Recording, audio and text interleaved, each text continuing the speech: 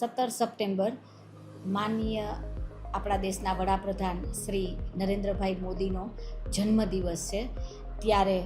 આજના દિવસે એમના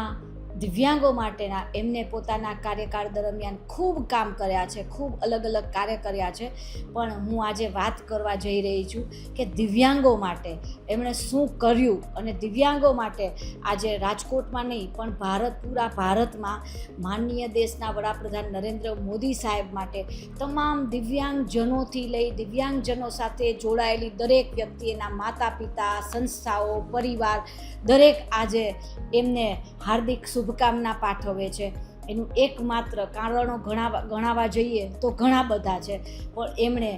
આ દિવ્યાંગ શબ્દ આપ્યો। પહેલાં અમારા જે આ ડિસેબિલિટી અલગ અલગ ડિસેબિલિટીવાળા બાળકોને વિકલાંગ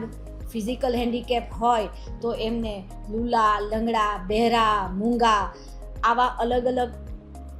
જેમ કે અમે ઇન્ટેલેક્ચ્યુઅલ ડિસેબિલિટી માટે બૌદ્ધિક અક્ષમતા સાથે કામ કરીએ છીએ, તો અમારા બાળકોને મંદબુદ્ધિ બાળકો આવા અલગ અલગ શબ્દો બોલવામાં આવતા હતા। જ્યારે નરેન્દ્રભાઈએ આ તમામ શબ્દ માટે એક જ શબ્દ વાપર્યો, વિકલાંગ નહીં પણ દિવ્યાંગ। એ અમારા માટે દિવ્યાંગજનોના સ્પેશિયલી મારો પણ એક ઇન્ટેલેક્ચ્યુઅલ ડિસેબલ બાળક છે, એટલે એક માતા તરીકે ખાસ મને પણ એમ થાય કે મારા દીકરાને પહેલાં મંદબુદ્ધિનો દીકરો છે એવું કહેવામાં આવતું હતું, જ્યારે આજે દિવ્યાંગ બાળક એવું કહેવામાં આવે છે તો ખૂબ જ એક આમ જે કહેવાય કે લોકોનો નજરિયો છે એ આખો બદલાઈ ગયો છે। આજે દિવ્યાંગજનો માટેના ખાતા બેંકમાં ખાતા ખુલવા માંડ્યા। જે બાળક દિવ્યાંગ જે છે એને કોઈ પણ એ ભારત સરકારની યોજના હોય, ગુજરાત સરકારની યોજના હોય કે પછી રાજસ્થાન સરકારની યોજના હોય કે મધ્યપ્રદેશ સરકારની યોજના હોય, જે કોઈ પણ યોજના છે દિવ્યાંગજનો માટે જે કોઈ બેનિફિટ મળતા હોય એ બેનિફિટની રકમ હોય, જેમ કે એમનું પેન્શન છે તો ગુજરાત સરકાર દિવ્યાંગજનોને પેન્શન આપે છે મહિને 1000 રૂપિયા, તો એ 1000 રૂપિયા સીધા દિવ્યાંગજન છે એના ખાતામાં જ જમા થાય છે। કોઈ બી સંસ્થા કે માતા પિતા કે કોઈ વચેટિયાઓ નથી। જે રકમ જે છે એ એને મળવાપાત્ર લાભ જે છે એ સીધો એના ખાતામાં જમા થાય છે। જેમ કે NDFD દ્વારા સ્વાવલંબન યોજના, દિવ્યાંગો પણ રોજગાર મેળવી શકે, દિવ્યાંગો પણ પગભર થઈ શકે એના માટે સ્વાવલંબન યોજના એ પણ ભારત સરકાર દ્વારા માનનીય દેશના વડાપ્રધાન નરેન્દ્ર મોદી સાહેબના નેજા હેઠળ શરૂ કરવામાં આવી। એડીપની એક યોજના છે કે જે એડીપ યોજનાની અંતર્ગત જે કોઈ દિવ્યાંગજન છે તમામ કેટેગરી એ 21 ડિસેબિલિટીવાળા બાળકોને,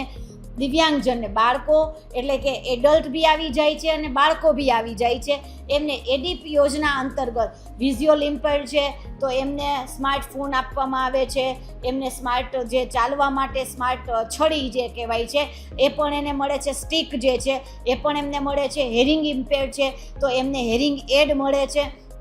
આપણા રાજકોટની વાત કરીએ તો બહુમાળીમાં સમાજ સુરક્ષા કચેરીમાં એ જાય જે તે દિવ્યાંગજન વ્યક્તિ કે ભાઈ એને કઈ યોજનાઓ મળવા પાત્ર છે તો ત્યાં ફોર્મ પણ એ લોકો ભરી દે છે, એમને મળતી યોજનાઓની વિસ્તૃત માહિતી પણ આપવામાં આવે છે। જરૂરી ડોક્યુમેન્ટ ઘટતા હોય તો એને પણ કઈ રીતે એ ડોક્યુમેન્ટ એ કઈ રીતે મેળવી શકે એની પણ વ્યવસ્થા સમાજ સુરક્ષા કચેરી દ્વારા કરવામાં આવે છે। જેમ અત્યારે અને ખાસ બીજું ઇનોવેશનની વાત કરું તો જેમ આપણું એક આધાર કાર્ડથી આપણી જે ઓળખ થાય છે એમ દિવ્યાંગજનો માટે સેન્ટ્રલી એક એમનું યુનિક UDID કાર્ડ તૈયાર કરવામાં આવ્યું છે, યુનિક ડિસેબિલિટી કાર્ડ જે છે બરાબર, એ દિવ્યાંગજનો માટે દરેક પછી અત્યારે બસ પાસે ભવિષ્યમાં નરેન્દ્રભાઈ મોદીનું ટાર્ગેટ એમનું પ્લાનિંગ છે કે એક જ કાર્ડ, જેમ અત્યારે આધાર કાર્ડ આપણા બધાનો આધાર છે એમ દિવ્યાંગો માટેની એક ઓળખ એને યુનિક ડિસેબિલિટી કાર્ડ કહેવાય છે। એ UDID કાર્ડ એ આખા ભારતમાં દિવ્યાંગજનો મેળવી લે અને એની અંદર જે કોઈ યોજના મળતી હોય એ સીધી એક કાર્ડ દેખાડવાથી જ એમને તમામ યોજનાનો લાભ મળશે। બીજા બધા જે જરૂરી ડોક્યુમેન્ટ છે એમની ક્યારેય રિક્વાયરમેન્ટ નહીં રહે। તો આવી ઘણી બધી યોજનાઓ